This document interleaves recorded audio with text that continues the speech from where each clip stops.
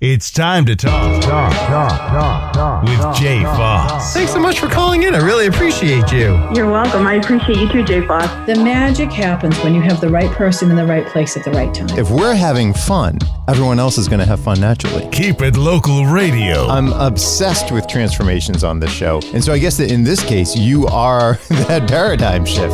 You are the thing that transforms people. That's what people call me. Want to connect with Jay? Dial in. But then the question is everyone tuned into the right frequency? Are you tuned in?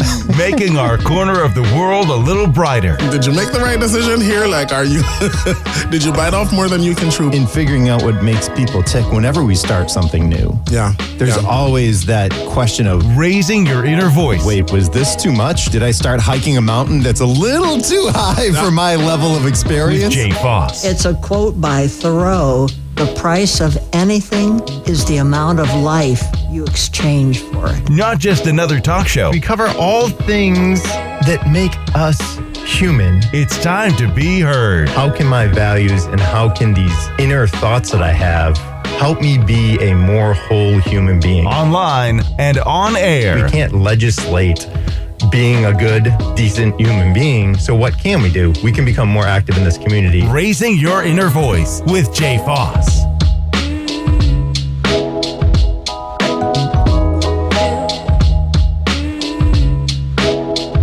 Hey, party people. Thanks for tuning back in. This is Raising Your Inner Voice.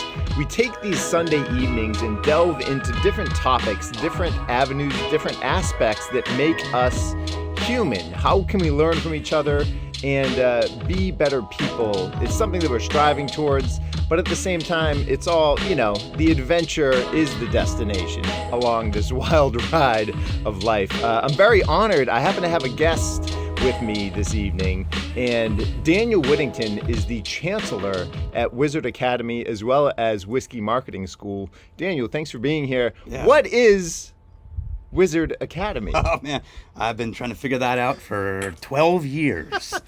I would say Wizard Academy is a business school for entrepreneurs. Yeah. That's the shortest version. We have an emphasis on marketing communications, but we sort of cover most aspects of what it takes to be a small business owner.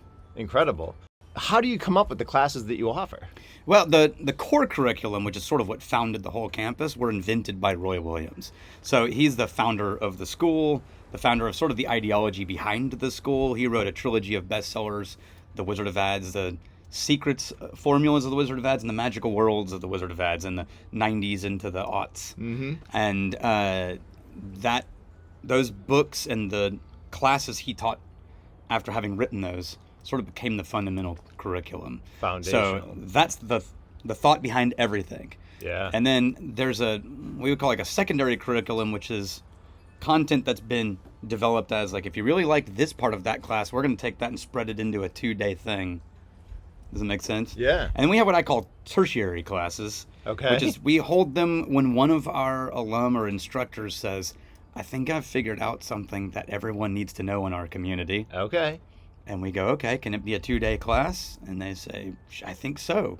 So we build it, and then we hold it.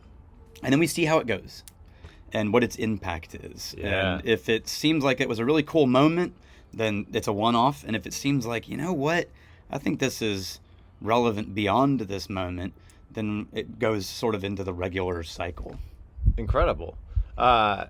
So we're located here in Austin, Texas. Yeah. Have you always personally been in this area? No, I was born in Waco. Yeah, okay. And I was hanging out with this group, and then the ATF showed up, and no, I'm just kidding.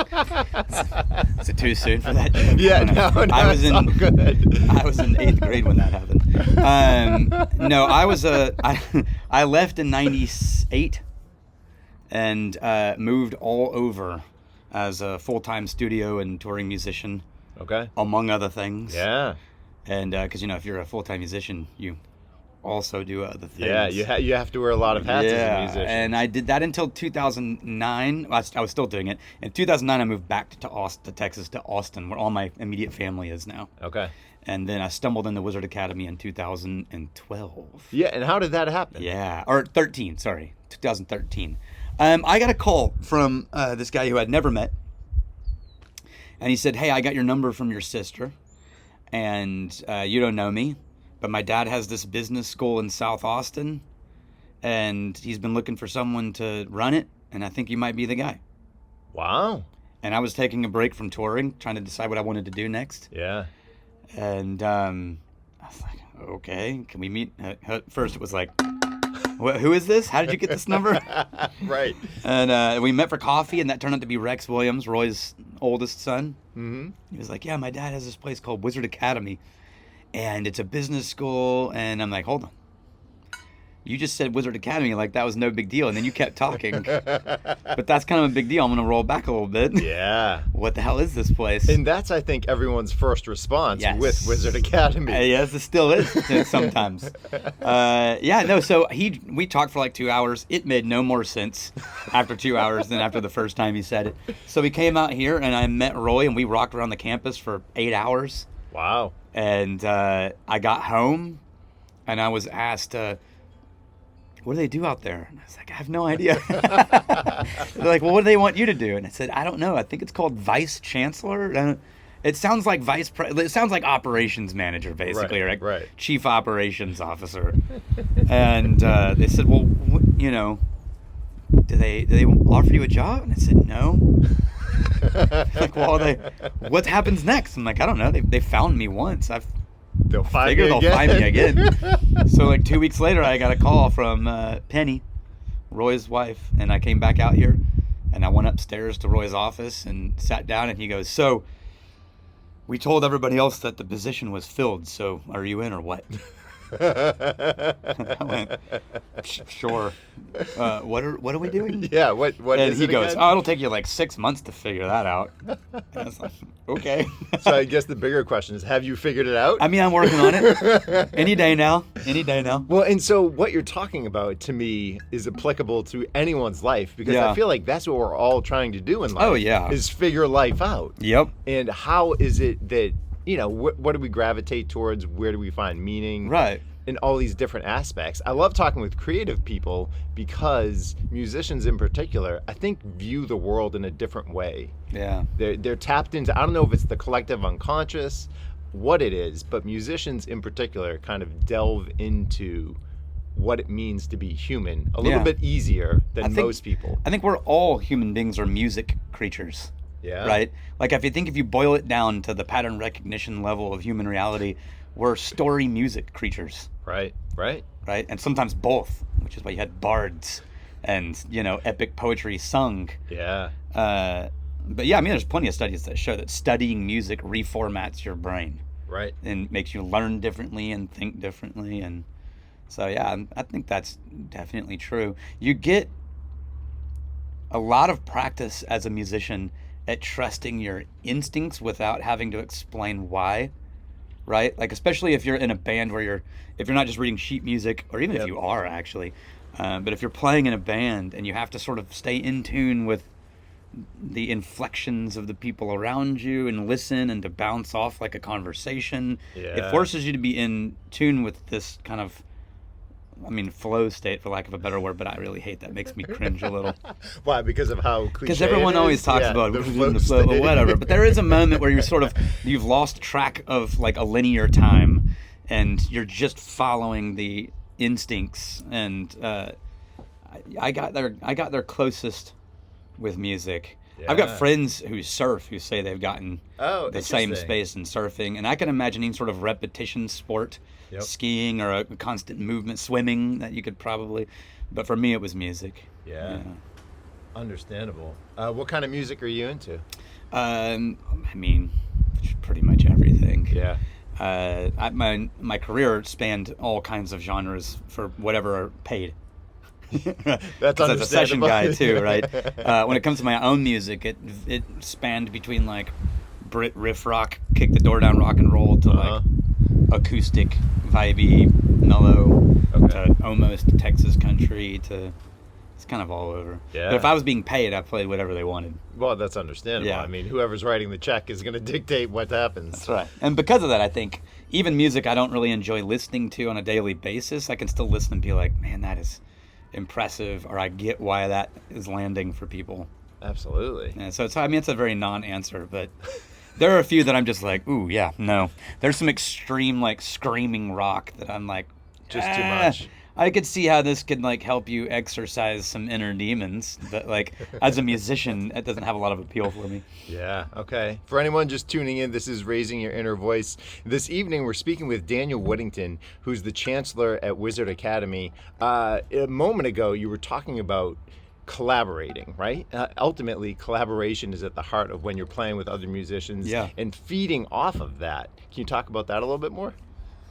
Yeah, I think you're always at your best when you are bouncing yourself off of other people. Yeah. Right? Always. Solo albums are cool, but not nearly as cool as, the collaborative efforts tend to be. Yeah. Everyone has their favorite, Paul Simon album, and I'm even, like me, or Peter Gabriel, I mean, even prefer it. But, like, there's some real interesting magic that happened in Genesis or in art, right. Simon and Garfunkel, but or Beatles versus, independent releases. I don't know. I think... Well, but even there, as they're a solo artist, they're still working with other artists. That's exactly where I was going next. There's this idea in people's brains that because they split off from their band, they're truly solo, and that's not actually true. They found a whole new band to bounce off of. And in Peter Gabriel's case, it's Manu Katché and Tony Levin and, like, some of the greatest musicians of all time. And that can only make you better, right? You've heard the true solo albums where someone played every single song on the album and it sounds like 11 versions of the same song, right? Right. I think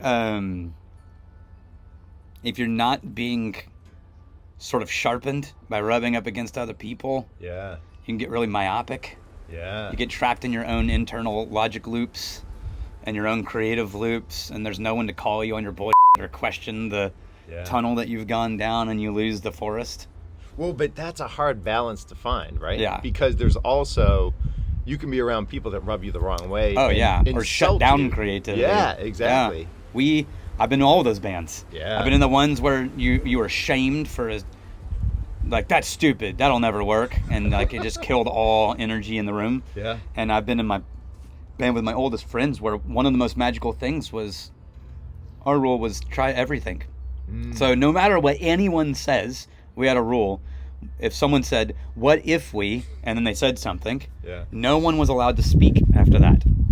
Wow. Someone had to just count off the song. Yep. Okay. Right? So the only thing you were allowed to do next was count off the song and try it. And you had to give it everything, right? Even if you thought it was stupid. Just like, so if someone said, what if we did it at halftime during this verse? Yep. Right? You'd be like, instead of being like, I don't know if that, you couldn't do anything. It's, so what if we did it at halftime? And then the drummer goes, 1, 2, 3, and you got to try it. Yeah. And at the end of it, what we found was 90% of the time, we all instantly knew whether it worked or not. We didn't even have to discuss it. We would do it, stop, and we'd all look at each other and go, no, it didn't work. Yeah. And someone else would say something else, but you never argued about it. It was obvious it wasn't working. Yeah. And so, there's always both, but I still think it's worth it. Like, things not built in community tend to, they just tend to, like, shrink in on themselves. Yeah. Well, that's a good life lesson right there. And with community, it can be just more fun, right? I mean, that's what we're all wasting time. That's what we're hoping for. Yeah. Might as well make it fun. Yeah. For anyone just tuning in, this is Raising Your Inner Voice. And this evening, I'm speaking with Daniel Whittington about Wizard Academy, though Wizard Academy isn't just your area of expertise. You also run the whiskey marketing school here. I do, yeah. Tell me about that. We founded a whiskey sommelier training program inside of Wizard Academy as like a sub-school inside of the school. Mm-hmm. It turns 10 years old this year. Congratulations. And there was a hole in whiskey education that I saw that I was like, what matters is not people just knowing things. Yeah. Right? There was an era in life where knowledge was passed that way, right? And it's sort of what do you call it when, apprenticing. The apprenticing era. How did you become a butcher? You worked under a butcher. You learned how to be a butcher. Yep. And that era is where the original beverage and food experts and things like that come from. And it's sort of this apprenticing. And then it's in the 60s, 70s, 80s that it turned into like, well, we need a formal school program someone can like graduate from and like take a test and we can prove that they can do it. And if you look at it, it's the industrialization of education across that post-World War II, you know? Right. But that was before the internet. Yeah. Right. And so even at that time, those people who certified those people acted as curators of the knowledge that was relevant versus the knowledge that wasn't relevant. Yep. And that was a good thing too. Right. And now we've got online curators and online access to just anything, and curators have become more important than ever in the era of wide access to information. Yeah. But what was being lost in the education of whiskey was the reminder that it's about people, not about whiskey. Okay. Right, whiskey is the third thing. Yeah. Right, it's the other thing. It's people that's the point. Yep. Not whiskey. Whiskey is the thing that leads you to community and connection and other people.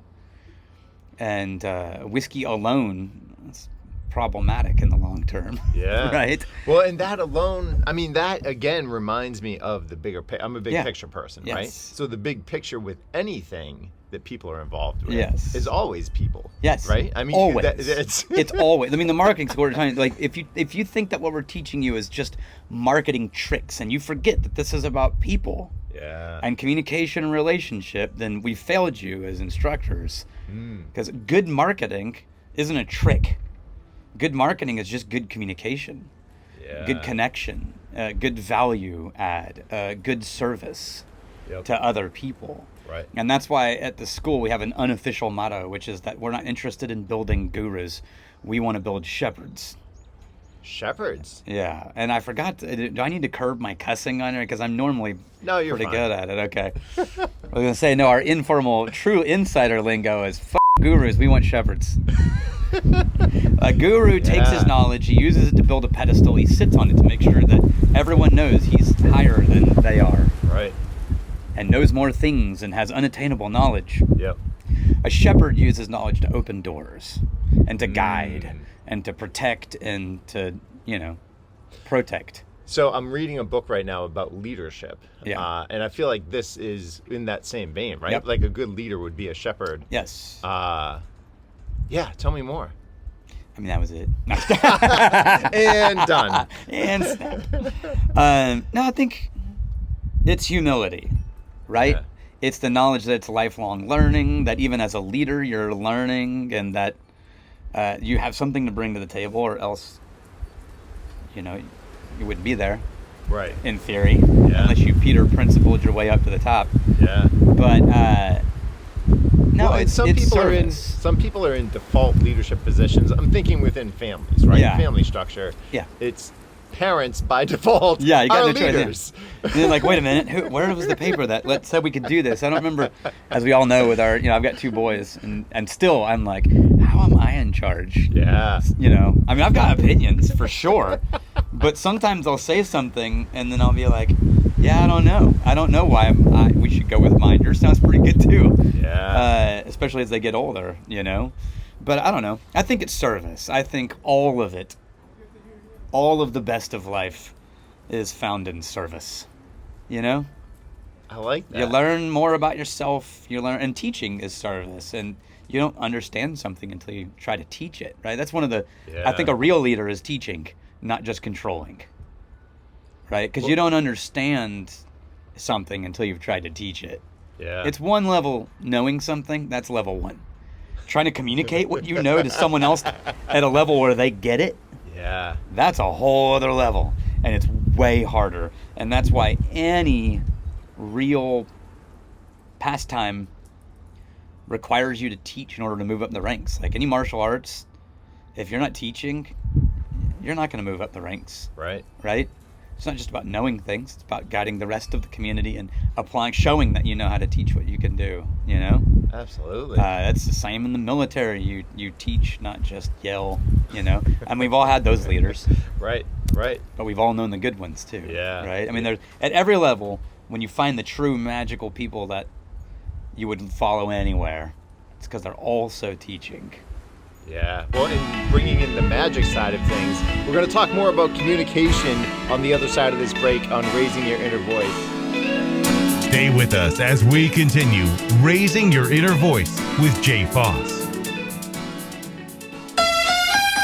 Hi, folks. This is Gerard Moynihan of Moynihan Lumber. If you're replacing the windows in your home, please see the Anderson 400 series windows on display at any of our 3 locations in North Reading, Beverly, or Plastown, New Hampshire. The Anderson 400 is attractive, durable, energy efficient, and reasonably priced. Remember, Anderson is the most trusted name in windows. See the Anderson 400 at any of our 3 locations. That's North Reading, Beverly, or Plastown, New Hampshire, or at MoynihanLumber.com. Moynihan Lumber, we measure up. If you have any issues, topics, or voices that you think would be great to be heard on this show, please reach out, jay.foss@me.com. If you want to add your voice to the conversation, record a voice memo and email it to me, or tune in live, Sunday evenings at 7 p.m. How's your 401k? I'm Luke Noble of Noble Financial Group. As a certified financial planner, I know you can't plan for everything, but we can prepare you for life's twists and turns. We'll make a plan to help your money last through your retirement years. Our team is dedicated to helping you achieve your financial goals. Let us help. Visit NobleFinancialGroupLLC.com. Securities and investment advisory services offered through MML Investor Services. Member SIPC. Noble Financial Group is not an affiliate or subsidiary of MML Investor Services. Making our corner of the world a little brighter, online and on air. Raising your inner voice with Jay Foss. And thanks for joining back in once again. We're taking a little trip down to Austin, Texas right now and discussing the Wizard Academy and Whiskey Marketing School with Chancellor Daniel Whittington. I want to talk about communicating for a second, because I think that is a crucial aspect. Again, not just when it comes to either marketing itself in advertising, but life. If we're not communicating properly and really... I have this strange view that we can learn best when we listen to others, right? And so communicating isn't necessarily about me talking the whole time. No. It's the give and take, it's the back and forth, it's listening. And in listening, I can actually gain a lot. Yeah, absolutely.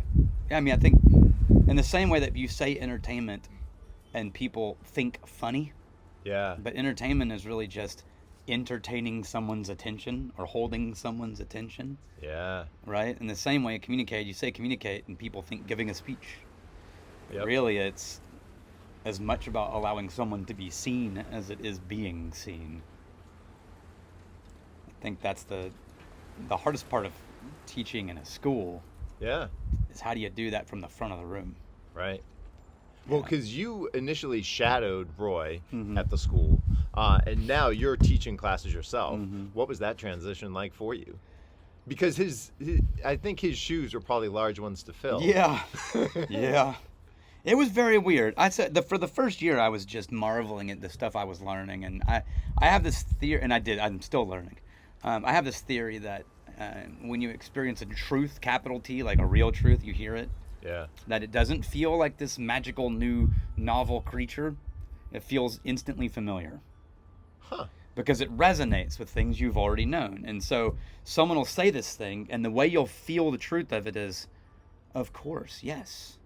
I've always known that. I've known that the whole time. I just never used those words, or it shines a light on something you did know in a different way, and it resonates, right? As a musician, there's a resonance that's like, yes, absolutely, I get that, and it makes so many other things make sense.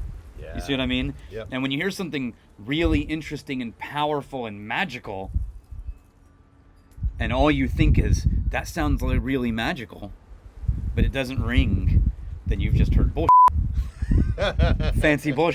Yeah. And because we're honest and kind people, we want to be like, tell me more, because I'm trying to get to it sounds amazing. Yeah. And then usually those people get more vague. Okay. And more ephemeral. Yeah. And they say things, well, if you just buy the book. I explain it all in the book. Selling something. Yeah. Yeah. And then you buy the book and you're like, I can't really grasp it, Yeah. Anyway, so I was sitting in the class and then join my mastermind. I was sitting in the class and hearing these things and going, yes, no, this is making so much sense. This is why all these things I did intuitively my whole life as an artist worked, and these failed. Yeah.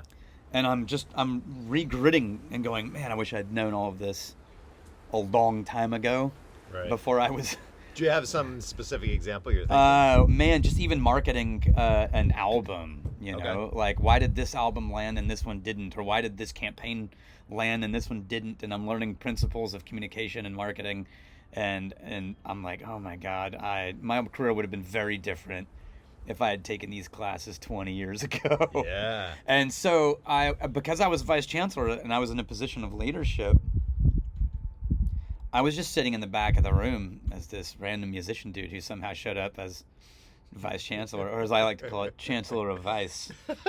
And I would be sitting at the dinner table with these like very successful business people already on their own right. And they would turn to me and go, so what do you think I should do? And they would ask me, and, you know, and I'm thinking, what? I have no idea.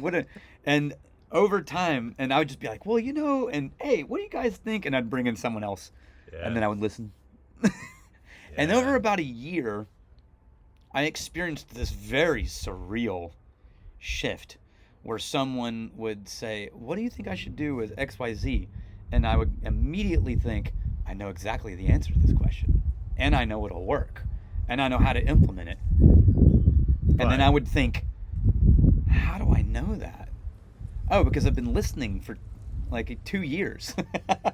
And I've heard example after example after example, and I've seen it be applied and then come back and report from the front, you know? And it's like, I know exactly what to do, and I know why it will work. I haven't earned it in the sense that, like, I didn't go out and do it, and I'm showing you from my own war wounds. But I've read well, and I've listened well, and I've studied well. And then, and that was it was cool, but it felt very imposter-like, right? Like, who am I to give this advice? I mean, I for sure know it will work. Right. But I haven't earned that knowledge, you know, and that felt really weird to me. So over the next, like, 5-6 years, I started doing things, and I helped to build a couple of businesses and companies, and I built the Whiskey Marketing School using these principles. And over the last decade, I've built up a massive catalog of applying everything that we teach. And now that's why it feels good to teach. And I didn't start teaching those classes until I had done the things. Because it felt wrong otherwise. So how did that transition from imposter syndrome? Oddly enough, we've covered imposter syndrome on the show before. Not surprising. It's common among anyone who's intelligent. Well, and who pays attention to life. Well, but how did you shift from imposter syndrome to I've still confidence? Got it. You're not there yet. I'm not. No. You're I don't know that it's You're a clean. human. I don't know that it's a clean cut thing. I think it might be both. Right? Like, I don't think. Okay, so there's a degree of imposter syndrome that's like true lack of confidence. I don't belong here, and if they find out, I'm screwed. Right? If they find out what I know, right? There's another level of imposter syndrome that I think is a healthy one that's just called, you know, humility. And that is that, like, I know what I know, and I know why, but I've also been around long enough to see the things I was certain of be not true. And so I hold that certainty very loosely, right? There's a quote from one of my favorite musicians, his name is Joe Pug, and he said, "Many of my friends would rather be dead than uncertain." And I think, yep, I know those crowds. And I don't like them, you know, people who are truly certain. So I think now I'm able to lead from a place of, like, I do know things. I've seen them work and not work. I do have opinions, and they're based on very real applications. But there's always the chance that something's going to come along and a student's going to show up and ask a question I've never considered and undo a third of what I just taught you. And then we'll all learn that moment together. And I'll just say, I'm so sorry, guys. I don't know what I was doing. I thought I was pretty sure. Does that make sense? Well, because even that exemplifies the humility. If you're willing to say, I'm so sorry. Right? I have no idea. But I mean, I've seen everyone that I've ever respected do that. Right? I've seen someone say, I was developing opinions based on what I knew up to that point. And in the last year, I've learned something. And now, I think I was wrong for a very long time. You know, there are a lot of beliefs I had before I got divorced that I don't have anymore. you know. There were a lot of beliefs when I was more involved in religion than I am now that I no longer hold, you know. And I look back at those times and think I can either be ashamed of myself, or I can look back and go, dude, you're just making the call you could with what you thought was in front of you. Yeah. You didn't have all the information you have now. Right. And doesn't make you lesser. Yeah. You know, it just means that you're still learning. Right. Well, and that's so you're not at the destination yet, and the destination for everyone is death. Yeah. Right. So that'll be nice. Yeah. That'll be nice. Then I won't have to deal with the things that I'm dealing with. Yeah. No, I think Roy and I were talking at lunch, and and I was like, you know, I think you found, like, I don't know how it happened. Let's call it serendipity, but. Or I think Roy would probably call it God, but we're in different places in that aspect. Okay. I said, you know, you really stumbled onto the right human for that one transition. Like that one specific transition from Roy to the next person. Because I'm just enough of an ego that I'm like, yeah, I can do that. Yeah. Which is insane. Right, at a certain level, like, oh, really, right? Can you? Oh, can you? And then it's like, no. But also, I don't really care about being the next Roy. I already have my own identity and the own things I really respect, and I've learned and still learning from Roy daily. But I don't care about that kingdom.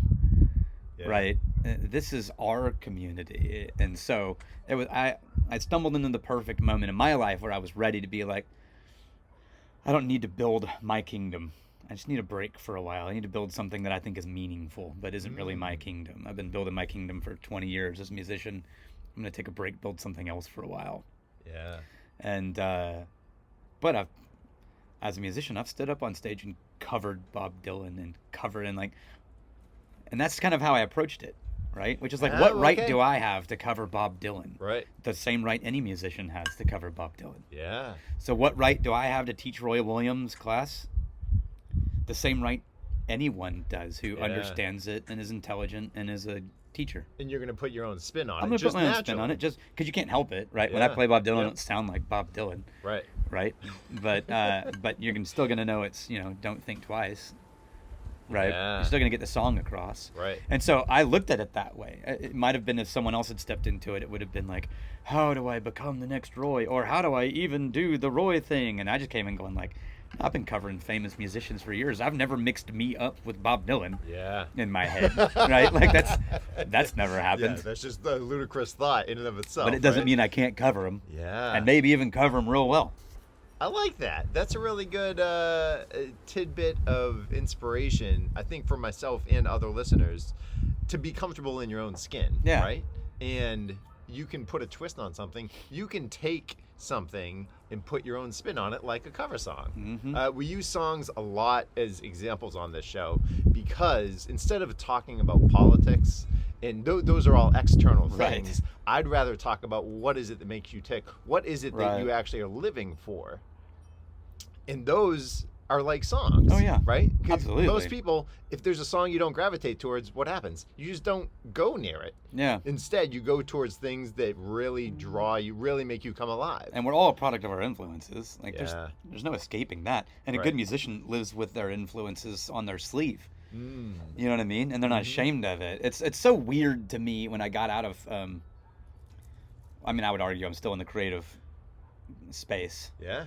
But like when you get out of the stereotypical creative categories, you know, music or painting or poetry, you know, in art, people celebrate their influences. They brag about them. I'm a student of this. I'm a follower of this. These are my favorite bands. I learned guitar from listening to the, you know what I mean? Or Jimi Hendrix. Yeah. And they celebrate that. And then I got into the business world, and everyone needs to be a unique voice, alone in the desert, never been heard before. And it's a trap because there's no such thing. In music, we're all fine with it. Like, was it Bono? But I've heard it said before in many ways. The good artists borrow, but the great ones steal. One of the best talks you will ever watch in your entire life is a Bruce Springsteen keynote speech for South by Southwest. Oh, yeah? I think it was like 2018 or it was in the teens of the... Yep. And he shows how, like, a third of the songs he wrote in his first few albums were a direct ripoff of the Animals. Yeah. Like, note for note, same chord progression, same tempo. Right. Right? And it's just like, yeah, that's what I had. That's what I brought to the table before I put my own spin on the world, you know? And it's like, but it's very weird to me in the business world that people seem to be almost ashamed until they talk about who's mentoring them. Yep. And then it has nothing to do with, and then it's more about a relationship brag. Right. Yeah. But it's not like an influence brag. What they're bringing to the table Right. and learning. Well, and I like the example earlier of apprenticeship too, right? Because it's the same thing there. Yeah. Of musicians don't use that language of apprenticeship, but it's influence. Yeah. Like who is not that someone has influence over you, but who has influenced you. Right. To do what you're doing. Yeah. Yeah. Yeah, really cool. For my whiskey nerds, let's delve into the whiskey side of things. Right. So you are behind the Whiskey Vault on YouTube. Yeah, we started a YouTube channel to promote the whiskey school, and it kind of got out of hand. And now it's 500,000 subscribers. Incredible. And 3 episodes a week. Wow. Yeah, for 10 years. Yeah. Has it really been going that long? 10 years that YouTube channel has been going. Wow. Yeah. What was the impetus? It was just to promote the school. Yeah. That was it. I had a video set up. I was using it to talk about Wizard Academy. Mm-hmm. And there were a couple dozen whiskey YouTube channels on YouTube, but they were very rare. One was pretty big and awesome. His name was Ralphie. And there were a handful of others that were just really great, but everyone was kind of new. It was very new. Yep. And YouTube wasn't sure what to do with alcohol. It still isn't. And we got on there, and I can't remember where the conversation was, but I thought, we should use this and just do a YouTube channel, and that's how we help promote the whiskey school. Yeah. And so I started shooting YouTube videos, and then Rex ended up joining, and we had shot about 30 videos, and we were slowly crawling into the space. And then we made this one post that just out of sheer blind luck happened to be at the right moment. And we gained like 50,000 subscribers over the next year. Wow. Because of that one little video that sort of just, oops. We went from like 30 subscribers to like 7,000 in 1 week. Wow. Or a month. And it was insane. But it was just because I shot this one video of this one whiskey and there was no other review on the internet for it. Yeah. Okay. And so people woke up looking for that whiskey, and we were the only Google result. Name the last time that's happened to you. Right. So talk about right place at the right time. But the thing is that all the other channels were whiskey people doing a whiskey channel. Yeah. We were the only people who showed up who train and teach people on marketing and communications, and we applied everything we know to this channel. Yeah. And we kind of blew everybody else out of the water. Nice. And now since then, whiskey in the last 10 years, whiskey tube, as I like to call it, has exploded. Yeah. And there are amazing communicators and brilliant video editing and content and the shape and the communities, and it is thriving. Mm-hmm. And we're now one of the middling channels. Okay. When we used to be king, now we're sort of in the middle class, upper middle class. Yep. Yeah. And they're just doing an amazing job. But that was why we started it, and I've still been doing it. Man, I still run into people weekly, randomly on the street who are like, "Are you Daniel Whittington from the Whiskey Vault?" And I'm like, "Yeah." And they're like, "You got me into whiskey." The weirdest thing was last week I was at the American Craft Spirits Association, which is the convention for American craft distillers. Okay. And probably a dozen times I met distillers and industry people, at high levels of position in distilleries, who said, "I just wanted to say thank you. You're why I got into whiskey." Wow. And I'm immediately thinking, holy crap, how old am I? I still feel like I just started that channel, but I'm talking to somebody who's already had like a 7-year career in the whiskey industry. And they're like, I started watching your YouTube videos and it got me into whiskey, and then I applied at this distillery and now I own it and I run and they've had this whole life. And I'm like, whoa. Yeah. I am much older than I realized. Thank you very much for the reminder. You got me started in this industry. Oh, God. I'm so sorry. Have you looked at the market recently? For anyone just tuning in, this is Raising Your Inner Voice. I'm speaking with Daniel Whittington. We're talking all about the Wizard Academy as well as the Whiskey Vault YouTube channel, which is what we're currently on. You also were involved with the Whiskey Tribe, for listeners who were familiar with that. Yeah, that became a secondary channel. That was a for-profit endeavor. Okay. And then that spawned a Patreon and built this community and we started a story called the Crowded Barrel Whiskey Company. And that's still going. I stepped out of it. It was the world's first and, as far as we know, only crowd-funded whiskey distillery. Okay. Right? As far as like, others have crowdfunded. We were the first that crowdsourced every decision point. Oh, okay. So that community in the Patreon votes on all the different things that happen at that distillery. Yeah. So it's a distillery organized and focused, and it's still going strong. I stepped out of it almost 2 years ago-ish, year and a half. And I think it's anyway. And Rex took that. That's Roy's son.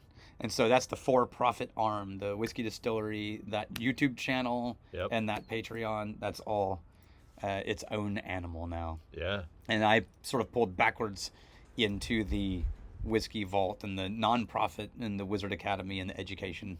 Okay. And yeah.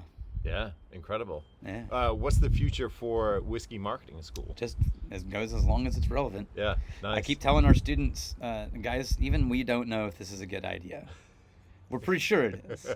We've seen some good clues. Yeah. It seems to be working, but really it's the students that are going to decide whether or not it was a good idea. And that's going to take decades to look back at your career and figure out what part of what we contributed was worth it, and you know what I mean? Yeah. Like the impact of what we built.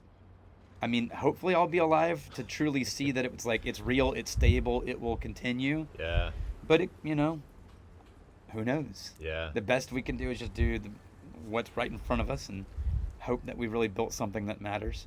Well, and that's, again, bigger picture. Yeah. Right? I mean, who doesn't want to be a part of something bigger than themselves? Exactly. Yeah. Yeah. It's like the nesting dolls, right? Yeah. There's my story, there's our story, and then like the grand story Absolutely. of humanity in what we're all experimenting with. Well, we've built that model into the whiskey school. So we're trying to figure out it's one thing to say, you're a whiskey somm, don't let it go to your head, don't be a dick, be a shepherd. Right. But how do we show it? How do we show them that this is the culture you're walking into, this is the culture you should be absorbing, as opposed to just sign here that you said you won't be a dick. Yeah. Right? Yeah. And in the early years, about year 2, we realized we need some help running these classes. And we had a whole bunch of students going like, if you guys ever need me to come back and help, I've graduated the level 1, and there's 4 levels. I've graduated level 1, I'd love to come back and help you guys if you ever need help. And we went, wait a minute, this could be perfect. So we started this new program called Hosts. And what it is if you've ever graduated from one of the whiskey classes, you can return to that class for free as a host. Wow. But it's your job to serve the incoming students. You're cleaning up dishes, washing dishes, pouring the whiskeys for the tastings. You're supporting, right? Yeah. And then at graduation, we send out a call, and anybody who's around or in town or happens to be who's already a whiskey somm, they come in before graduation and they line the walls of the room and wait for graduation. And at graduation, the students graduate, and then they join this line of previous graduates who are all waiting to greet them and welcome them in. Yeah. And the idea being that the people who graduated before you aren't standing above looking down going, let's see if you've got what it takes. Right? It's like, no, the people who graduated before you are the ones who just spent 2 days washing your dishes. Yeah. That was the marker of success. Yep. Right? And so they know that when I graduate, the honor that I get is I might get the chance to come back and wash dishes. Right. And that's the culture. So earlier you referenced that you're not much of a religious fanatic, but I feel like this ties a lot into the whole aspect of servant leadership. Yeah, right? it was bred into me, would be my guess. There's a lot of real value in that. Yeah. Okay. Do you think, was that something that you just absorbed, or? I think so. I don't think I invented service, but pretty sure no. Yeah. No, it was just, that was always growing up. Like, that was the thing. Everyone serves, right? Yeah. And so. Well, it's not the thing for all people. That's true. It is more common in religious contexts. Yeah. But yeah, I definitely brought that and continue to carry that with me on, like, no, this is what matters. Like, if you're going to lead, you should also wash toilets. Yeah. Yeah. Nice. You're not above that. Right. Yeah. Well, and even that ties back in with humility. Yeah. Right. A way of consistently staying humble. Yeah. Is by choosing to be involved with things that could be beneath some people. Yes. But aren't. Yeah. Yeah. It's been a hard thing to let go of, actually. The knowledge that, like, when I tell someone, and now I'm high enough on the food chain where I'm like, hey, the bathroom's dirty, could you? And every time I say that, I feel bad. Yeah. I feel like I die on the inside a little. Because I'm like, what are you doing? You're sending this person to do the job. Right. And until one day, this same person came in and I was cleaning the toilet, and they're like, dude, what are you doing? And I was like, it was dirty, and you seemed really busy, so I just thought, and he goes, dude, look, for the next 30 minutes, I can get this toilet clean. One of us can clean a toilet, and one of us is capable of bringing in $30,000 from a major donor. Choose your job. Yeah. Like, go get us some money so that I get paid. And I was like, you know what? I never thought about it that way, but you're right. I'm going to go get on the phone and get us both paid. Yeah.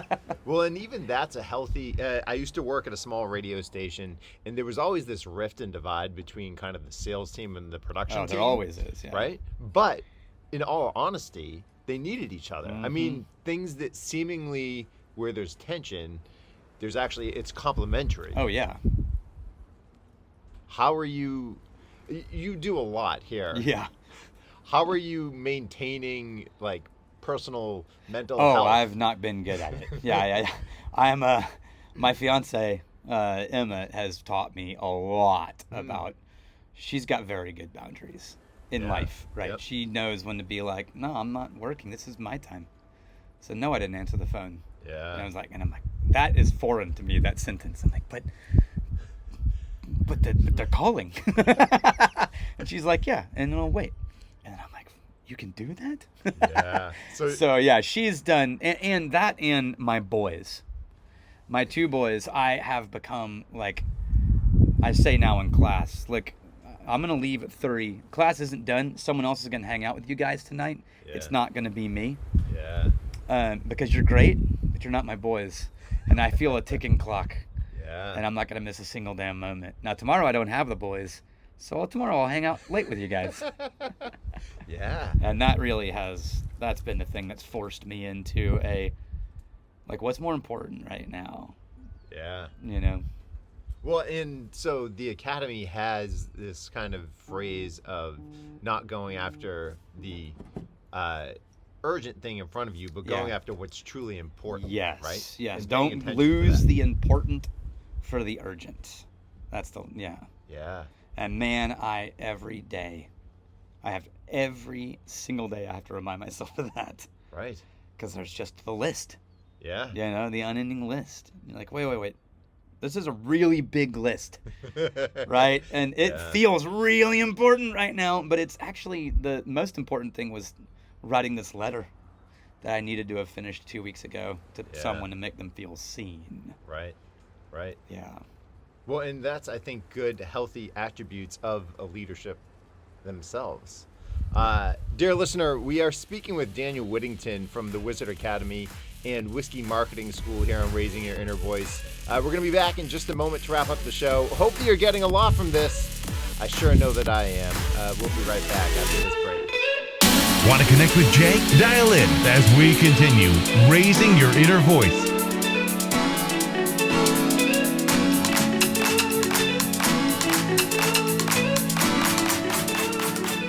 Are you worried about the stock market, your 401k, or rising costs? Hi, I'm Luke Noble of Noble Financial Group.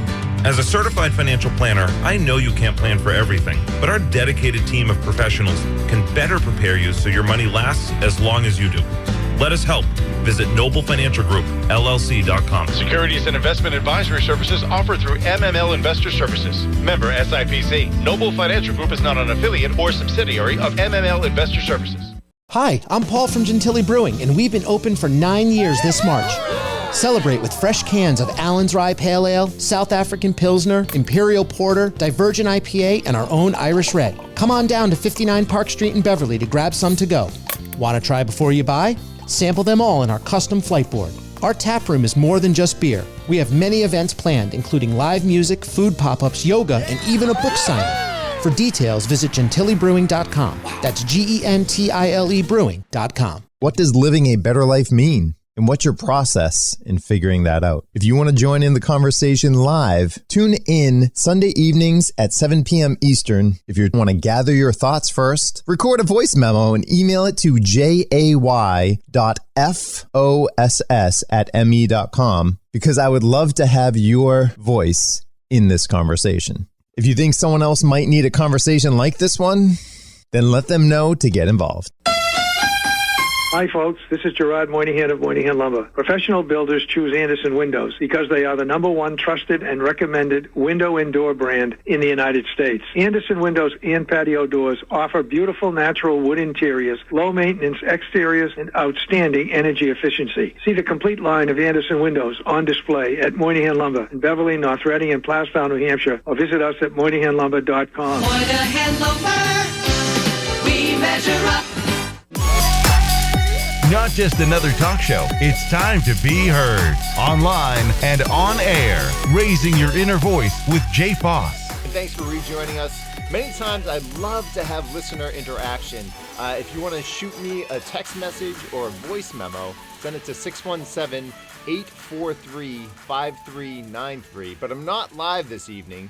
And we're doing a deep dive. Wait, we're not live? Yeah, I know. Shocking, right? But we are live. Yeah. We are live and in person. Wait. Yep. Okay. Checking. My guest this Pinching. evening, Daniel Whittington from Wizard Academy and Whisk Marketing School. We're talking all about various things. We're all over the map, from communication. We really are. I want to talk about marketing for a second. Why is marketing so important, particularly for small businesses? Because the product doesn't speak for itself. That's why. That's the end of the answer. That's it. Yeah, because the product and service doesn't speak for itself. Everyone wants to believe it does. What about word of mouth? But it doesn't. That's not the product speaking for itself. That's marketing. Okay. That word of mouth is marketing. Yeah. You know what I mean? What's the distinction? And sure, word of mouth, you could argue. Fine, I drank this whiskey and I like it. But the reality is that if that's your only business model, you're kind of screwed. Yeah. I think people have mixed up in their brains marketing and advertising.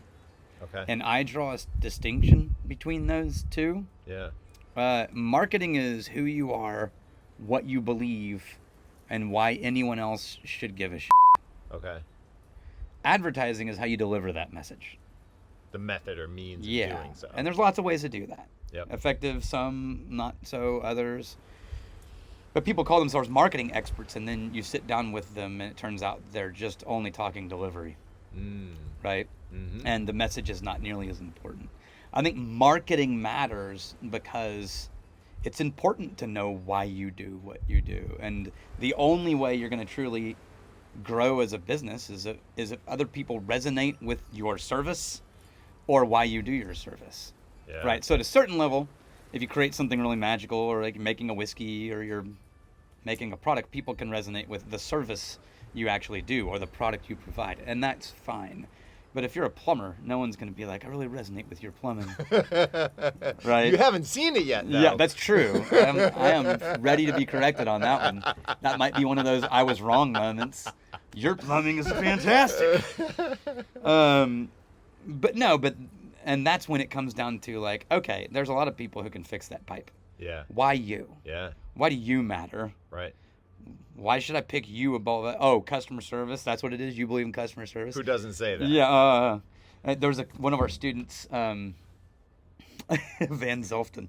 He said, we had this saying in our group. It was always, if you can respond to a claim by a company with, well, I should hope so, then you shouldn't say it, right? So if someone says, well, we only use the finest ingredients in our kitchen.